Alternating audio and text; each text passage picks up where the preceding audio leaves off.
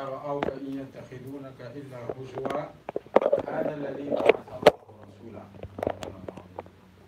This is ayah number 41 of Surah Al-Furqan, where we continue to study some of the allegations and attitude of the kuffar in regards to the Quran and the Messenger sallallahu alaihi wasallam, and coming up with different types of excuses.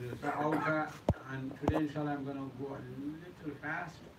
So we have one more day tomorrow, so we can start the Sifat of Ibadur Rahman, the last part, the last section. I don't want to miss the last section of Surah Al-Furqan. So today I may not go into detail of some of the surahs a little faster. وَإِذَا رَأَوْكَ, and when they see you, meaning the kuffar, the mushrikeen, they see you, يَتَّخِذُونَكَ إِلَّا هُزُوًا. They don't take you except as a mockery and joke. They ridicule you. They make fun of you. أَهَذَا الَّذِي بَعَثَ اللَّهُ رَسُولًا. And this is what they say. Is this the one that Allah has sent as a messenger? In a very mocking and way, in a very joking way. This is the one that there was no other person to choose. Like the other surahs were mentioned yesterday. Why not one of the leaders of Makkah or Taif? This is the person. In kada la yudilluna an alihatina. This, they're again referring to the Messenger sallallahu alaihi wasallam, that he was about to misguide us from our gods. Teaching them Tawheed and calling them towards Allah subhanahu wa ta'ala and asking them not to obey and follow and worship their gods. They count that as being misguided from their gods to the path of the Messenger alayhi salatu wasalam. He was about to misguide us from our gods. لَوْلَا أَصْبَرْنَا عَلَيْهَا. If we had not patience on our gods, if we had not shown consistency and we were not continuing in our worship of our gods. وَسَوْفَ يَعْلَمُونَ حِينَ يَرَوْنَ الْعَذَابَ مَنْ أَضَلُّ سَبِيلًا. Now they are calling the Messenger sallallahu alaihi wasallam as misguided, na'udhu billah minha. But a day will come, وَسَوْفَ, and definitely, this will happen. They will see حِينَ يَرَوْنَ الْعَذَابَ, when they see the adhab, مَنْ أَضَلُّ سَبِيلًا. Then they will know for sure who was wrong, who was on the wrong path, who was off the road, off the path. So this is at the time of their taking their souls, because that will be taken in a painful manner. That's a adab for them. And when they are in the day of judgment and they see the adab. Now this is a warning before they come to that realization that they should think and listen and follow. أَرَأَيْتَ مَنِ اتَّخَذَ إِلَهَهُ هَوَاهُ أَفَأَنْتَ تَكُونُ عَلَيْهِ وَكِيلًا. This ayah, similar ayah, is also mentioned in, is it Al-Jathiyah? Another, أَرَأَيْتَ مَنِ اتَّخَذَ إِلَهَهُ هَوَاهُ. Al-Zukhruf or Al-Jathiyah, one of those two surahs. أَرَأَيْتَ, don't you see? Do you see? This is a question, rhetorical question, this is called. Meaning it doesn't need an answer, but to confirm something and to say it in a different manner, something that is a fact in a question form. Ara'ayta, do you see? Man ittakhadha, those people, ittakhadha, those who took ilahahu hawahu, their desires as their gods. They turn their desires, their whims, and what they are following, what their heart is telling them, as their subject of worship and ibadah. So they are following their desires and they are dedicating themselves. Whoever follows their desire and they dedicate themselves to them and they obey their own desires and wishes, that is the ilah, that is the God, that is the subject of their worship. If that comes at the expense of obeying and following the Messenger alayhi salatu wasalam. So some of these atheists and Scientologists, those who believe in science and this, they say no religion, no iman, no nothing. but they are so, you know, engrossed and following and obeying their wishes and desires of whatever they believe in, that becomes their religion. That becomes, the science is their God now. You know, or the money, or the power, or whatever that they are so, entrenched in their love and desire for something like that, that is their God. That is what they are obeying and they're following, and they're making themselves dedicated and into whatever way and path that they're following. So Allah subhanahu wa ta'ala here says, don't you see, do you see those people? Do you know about those people who turn their desires as their God? Another meaning of this ayah in the Quran, Quranic verses, there are many places where one sentence or one word means different things, all valid, all accurate. Another meaning of this is that, na'udhu billah min had, they turn Allah subhanahu wa ta'ala as subject to their desires. They believe and follow the way they want to. They turn the deen, they turn the iman into in Allah subhanahu wa ta'ala according to their wishes, according to what they desire. What they don't like, what doesn't suit their desires and their wishes, their culture, whatever they may be, they don't follow it. They only pick and choose something that fits and suits their desire. So this is the two interpretations. The one is that they're hawa, and look at this hawa. Hawa means very flimsy, like the air is called hawa. Very flimsy, very thin, very, very unimportant thing, that their desires become their God. Following it, making themselves dedicated and subject to what they are desiring. أَفَأَنْتَ تَكُونُ عَلَيْهِ وَكِيلًا. Now this is an assurance to the Messenger ﷺ, and giving him a tasliya, giving him a solace, a support, that you did your job, you delivered the message, you taught them, but if they don't believe, أَنْتَ تَكُونُ عَلَيْهِ وَكِيلًا. Are you responsible for them? Are you their guardian? No. You don't have to worry about that.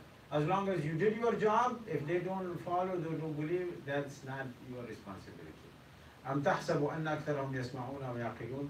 Do you think a lot of them, majority of them, they are listening carefully and paying attention? أَوْ يَعْقِلُونَ, or they are understanding? They hear what you are saying, but they are not listening to you. They are not paying attention and making it go down and they understand it. Some of the people of Makkah, when at the time of Hajj, the people would come for Hajj into Haram. So Quraysh would go around in the tribes and they would say, hey, there is this guy, don't listen to him. This person named Muhammad sallallahu alaihi wasallam, and they would call him all these bad names. Don't listen to him. If you listen to him, he may take you away from your gods, from the path of your ancestors. So a lot of them would, become curious. And after a day or two, they would say, let's see what happens. What is he talking about? And when they come closer, they would listen, they would really understand, and a lot of them would either say Shahada or become very, understanding and very kind and caring. And one of them was a very great poet and a great knowledgeable person, Tufail. When he came to Makkah, they told him, don't listen to this person. So he took some cotton and put in his ears. And he's doing tawaf and all the manasik. And one day he said, you know what, shame on me. I'm such a very knowledgeable and scholar and this and that. I know the poetry, I know all the words. And shame on me, I'm so weak that I cannot even listen to a person. So he comes closer to the Messenger ﷺ and he's reciting in prayer. This is a long, beautiful story, but I'm making it very short. So when he hears things, he is very, very, influenced. So he removes these cotton and he follows the Messenger ﷺ to his house. And there he recites to him more, and on the spot he says Shahada. So if they listen, really, and they try to understand and they use their aql, yaqilun, they will follow. But these people who are adamant and they're calling God these different names and come up with excuses, they are not even listening. They're not trying to understand. إنهم إلا كالأنعام بل هم أضل سبيلا. Their example is they are just like cattle, like sheep and goat and cows and these. بل هم أضل, even worse than that.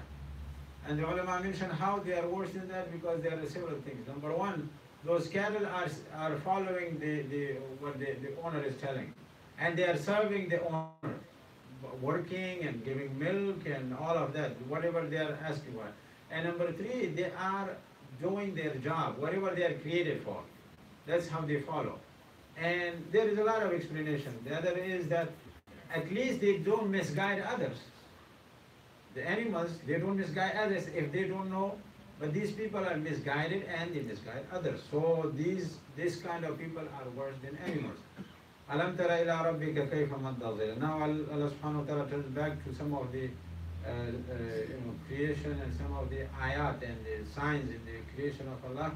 But this is these several ayats that we are going to read right now, they are understood naturally how Allah created all of this, the shades and the sun and the moon and all of that, and day and night and our sleep and our daytime to go out and work. But it is more of a symbol, more of a symbol of the darknesses and the nur and of Islam, the darknesses of zulm and kufr and shirk. Alam tara, don't you see, ila rabbika, to Allah, meaning don't you know this about Allah subhanahu wa ta'ala? Kayfa madda dhilla, how He stretches the shade.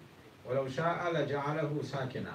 And if Allah wanted, He would have turned that into motionless, still and motionless, meaning the day and the night and the moving of the sun would be still and not moving.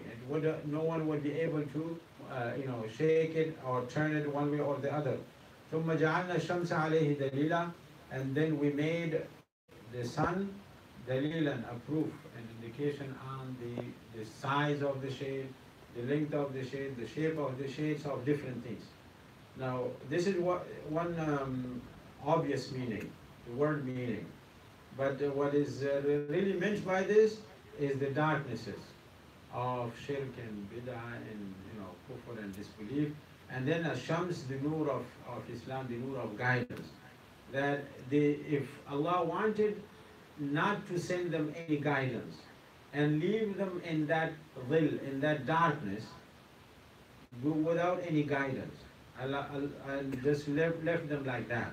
But Ash-Shamsu Dalil, that Shams, that nur, that light of Islam became a dalil, a proof for them to know what the darkness of kufr is and what the light of Islam is.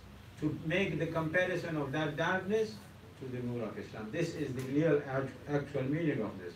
ثُمَّ قَبَضْنَاهُ إِلَيْنَا قَبْضًا يَسِيرًا. And then slowly we pull the shade into ourselves, yasiran, slowly and easily. Which means also that either way, the darknesses of shirk and kufr and disbelief slowly faded. And the other way also, that slowly it spreads and the nur became lightened after Ibrahim alayhi salam and Musa alayhi salam, the shirk spread out. وَهُوَ الَّذِي جَعَلَ لَكُمُ اللَّيْلَ لِبَاسًا. And Allah is the one who has made for you the night as libas, as covering, as satar. وَالنَّوْمَ subata. And Allah has made the sleep time as subatan, as time of rest. Subat means that when there is no movement, no motion, we are still and quiet. That is called Subat. And the word Sabt in the Arabic language for Saturday also comes from the word that in the time of the Qawm of Musa alayhi salam, Allah subhanahu wa ta'ala made them not to hunt, not to work on Saturdays. So that day was also called Sabbath. And even today they call it Sabbath. So Sabat means time of relaxation and rest. وَجَعَلَ النَّهَارَ نُشُورًا. And after the relaxation and the rest at night, Allah made the day nushuran, a day of movement, a day of haraka, a day of spreading out and looking after the fadl of Allah halal rizq. وَهُوَ الَّذِي أَرْسَلَ الرِّيَاحَ بُشْرًا بَيْنَ يَدَيْ رَحْمَتِهِ. Allah is the one who sends a riyah, winds. When riyah in plural is used, this is the riyah, the winds of rahmah, the winds of mercy and goodness. That nice breeze and wonderful winds that come, especially right before a good beneficial rain that is coming down. When rih in singular is used, that is the destructive wind that harms and destroys things. Bayna yaday rahmatih, right before Allah's mercy, mercy being the rain. And the ulama mentioned here is before the coming of the Messenger sallallahu alaihi wasallam, which is the rahmah of Allah. Before him, the winds of rahmah started to come on Makkah and surrounding areas. People knew something is coming. Even before the Messenger alayhi salatu wasallam, there were signs, there were some incidents and events that happened that intelligent people, and especially people that who had the knowledge of the books of the past, they knew so Allah's rahmah is coming. وَأَنزَلْنَا مِنَ السَّمَاءِ مَاءً طَهُورًا, and we send down from above ma'an, water, tahuran, which is clear, clean, and it is also purifying. Tahur has both meanings.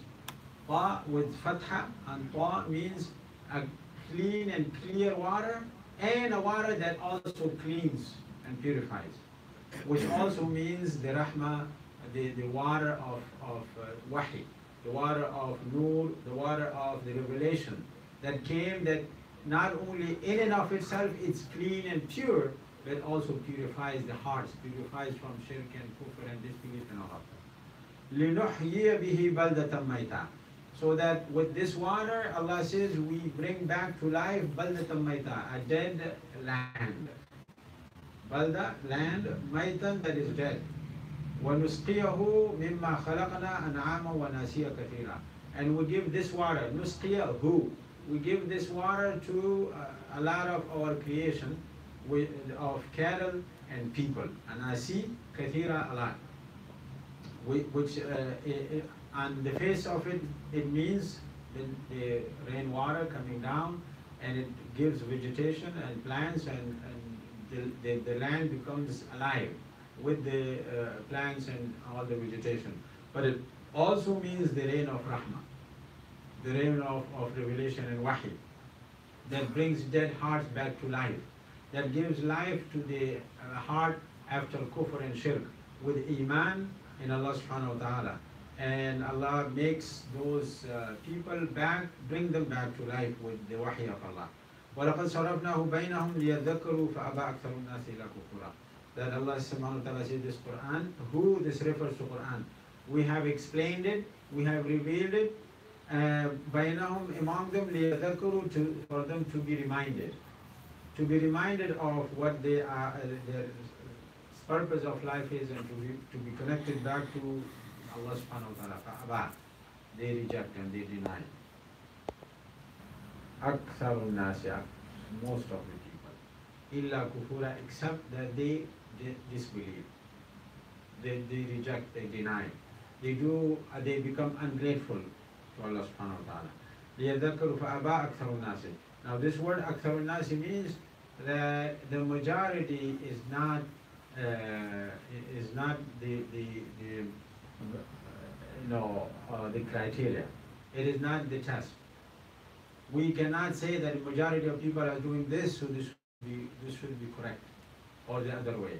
In Quran, actually, in many places, the majority has been condemned. وَمَا أَكْثَرُ النَّاسِ وَلَوْ حَرَصْتَ بِمُؤْمِنِينَ. That even if you try your best, a majority of people will not believe. And another ayah says that if you follow most of the people on the earth, they will misguide you.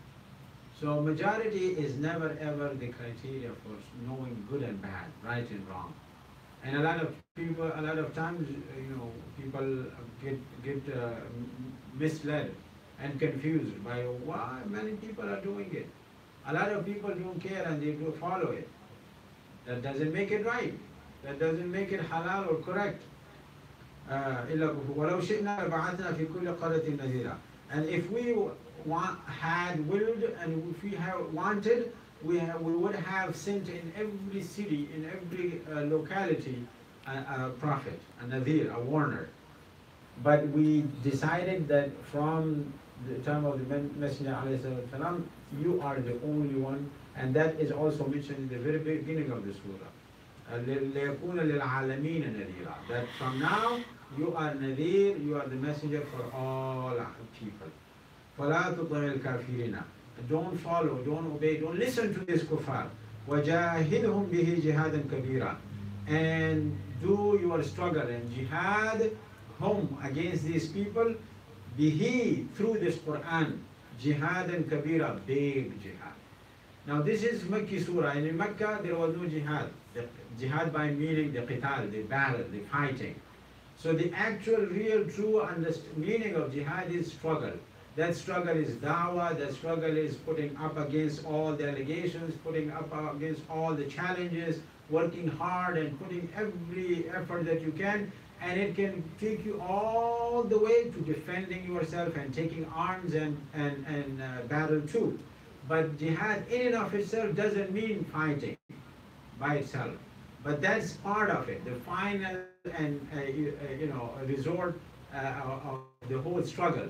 Who here Allah subhanahu wa ta'ala says, what is your weapon in this struggle? What should you have in your hand? Al-Quran. Jihadhum bihi jihadun.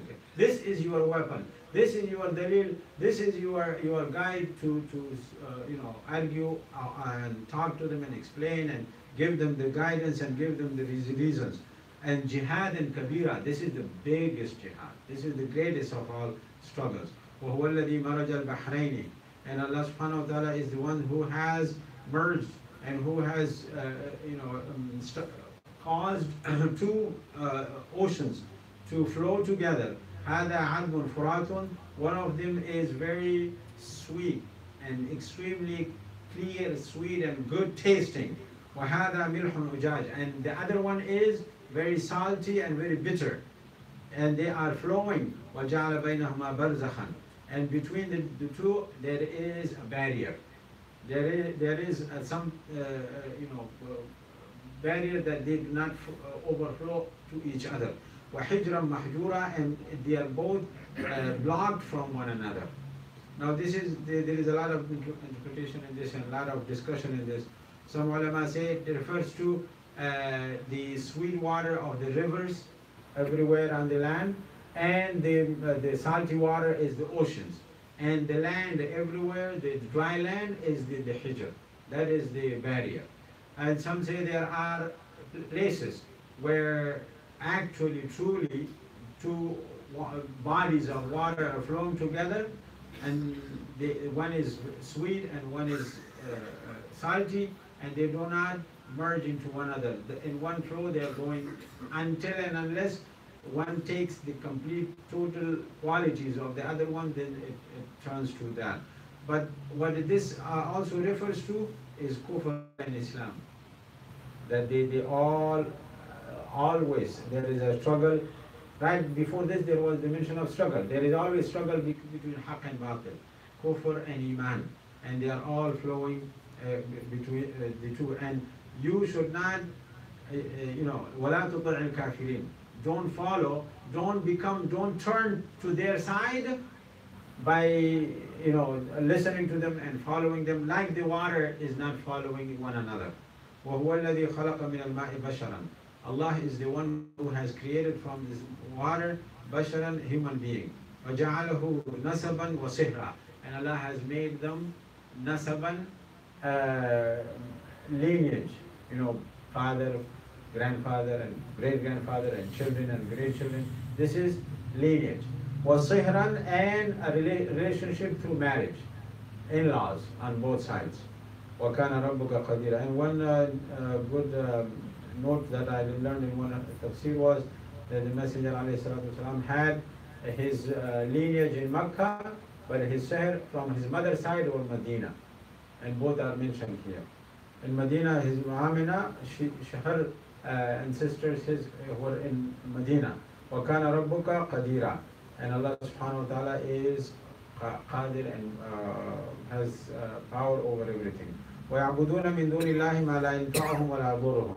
These people who are rejecting and denying Quran, they are worshipping besides Allah, below Allah, مَا لَا يَنفَعُهُم, things that never help them, benefit them. وَلَا يَضُرُّهُم, and they do not harm and hurt them. وَكَانَ الْكَافِرُ عَلَى رَبِّهِ ظَهِيرًا. And kuffar are against Allah subhanahu wa ta'ala. Now, Zahira can mean two things. وَكَانَ الْكَافِرُ بِرَبِّهِ. If it was بِرَبِّهِ Zahira, that means they are supporting, they are following, they are obeying, they are doing everything, they are backing the path of Allah subhanahu wa ta'ala. But ala means against. They are against the path, they are against the message, they are against the revelation, but they are helping shaitan against their the messenger alayhi salatu wasalam. وَمَا أَرْسَلْنَاكَ إِلَّا مُبَشِّرًا وَنَذِيرًا. Just a few ayats left before we get to that passage. وَمَا أَرْسَلْنَاكَ, and we have not sent you إِلَّا مُبَشِّرًا, except giving of good news, وَنَذِيرًا, and warner. قُلْ مَا أَسْأَلُكُمْ عَلَيْهِ مِنْ أَجْرٍ. This is very, very great ayah. قُلْ مَا أَسْأَلُكُمْ. Tell them whatever I'm doing. You are calling me magician, you are calling me sahir, you are calling me kahin, you are calling me sha'ir. All of those people, they do all of their acts and they ask for money. A magician does his tricks, but they ask for money. A poet, he says poetry, he asks for money. But I never ask for anything. I'm not asking for any ajr, any return. This is not one ayat. There's many ayat in the Quran. ما أسألكم عليه من أجر. My work, my da'wah, my message, I don't ask any return from you guys. إلا من شاء أن يتخذ إلى ربه سبيلا. The only thing I'm asking is for you to follow the path of Allah. إلا من شاء, whoever of you want to, and they will, they desire to, أن يتخذ. This is my only desire, that you take إلى ربه سبيلا, to your own Lord, to Allah subhanahu wa ta'ala, your path. I don't expect from you anything. وَتَوَكَّلْ عَلَى الْحَيِّ. Then Allah subhanahu wa ta'ala talks to the Messenger alayhi salatu wasalam. وَتَوَكَّل, and have complete tawakkul and reliance and trust on Allah. Al-Hayy, the one who is ever living. Alladhi la yamut, the one who never ever dies. All these enemies, all these idols and everything, they will perish and die. Allah subhanahu wa ta'ala is hayyun la yamut. وَسَبِّحْ بِحَمْدِهِ, and glorify Allah subhanahu wa ta'ala and say that the hamd and gratitude of Allah. وَكَفَى بِهِ بِذُنُوبِ عِبَادِهِ خَبِيرًا, and Allah is sufficient. Allah knows and is full aware of the sins of His servants. We are not there to count people's sins. Who is good, who is bad, who is right, who is wrong. As long as we do our job, who has how many sins, it's with Allah subhanahu wa ta'ala. Who has done how many good deeds, it's with Allah subhanahu wa ta'ala. So He is sufficiently aware of all the dhunub and the wrongdoings of His ibad, His servants. الَّذِي خَلَقَ السَّمَاوَاتِ وَالْأَرْضَ وَمَا بَيْنَهُمَا. Allah is the one who has created the skies and the earth and everything in between, فِي سِتَّةِ أَيَّامٍ, in 6 periods. Now the word ayam is used, but ulama mentioned it doesn't mean that a 24-hour yawm that we know it. In 6 periods, in 6 stages.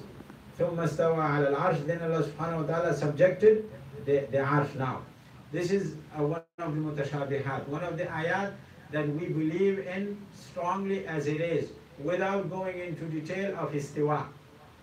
What is istiwa? Only Allah subhanahu wa ta'ala will leave it as there. But we know Allah has power over all His creation, and Arsh is one of His creations. And He is not subject to place, He is not subject to direction, He is not subject to any limitations of His creation. So we believe in istiwa as it is, without indulging and entering into the details and how it is and why it is and where it is. Imam Malik rahmatullah alayhi, somebody came to him and he said, what does istiwa mean? And he said, al-istiwa'u ma'lum. It is very clear, and we know it from the language. وَكَيْفِيَتُهُ, and how it is, how should I perceive it, how should I grasp it, that we cannot understand it. وَالسُّؤَالُ عَنْهُ بِدْعَةٌ, and if you are asking me questions about that, that is bid'ah, don't ask me, and take this guy out of my place. ثم استوى على الرحمن فاسأل به خبيرا. Ar-Rahman is the most merciful, the great, the most unimaginably merciful. فاسأل به خبيرا, and ask about him khabira, from the one who has knowledge of Allah subhanahu wa ta'ala. This is one interpretation understanding. Then ask about Allah from the one who has the knowledge about Allah, which is Messenger alayhi salatu. Another meaning is that Ar-Rahman is the most merciful. فَاسْأَلْ بِهِ خَبِيرًا, ask him that he has the knowledge of all things. And that is in the revelation of the Quran, that is giving the explanation. Now, the next ayah has a sujood. Before we leave, we will have to make a sujood.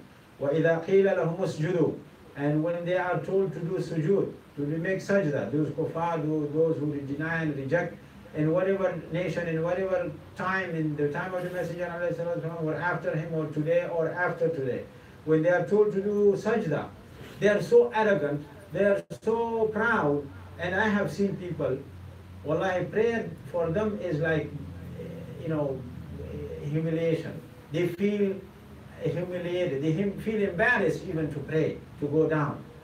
And they say, قالوا ما رحمة, what is Rahman? We don't know Ar-Rahman. We know Allah, but what is this Ar-Rahman? Na'udhu billah minha. They hate and they run away. Nufura nafrat. And they turn away and run away even more from the haqq, the truth. Now, up to here, these were the discussion of the attitudes of the kuffar and the Quraysh and others, or those who follow their path and their example. Inshallah, tomorrow from ayah number 61, this was 60 ayahs. From 61 to the end, we will learn about the sifat of Ibadur Rahman, and that will be the last part of the surah. Subhanakallah wa bihamdik. Ashhadu an la ilaha illa anta, astaghfiruka wa atubu ilayk. Wa sallallahu ta'ala ala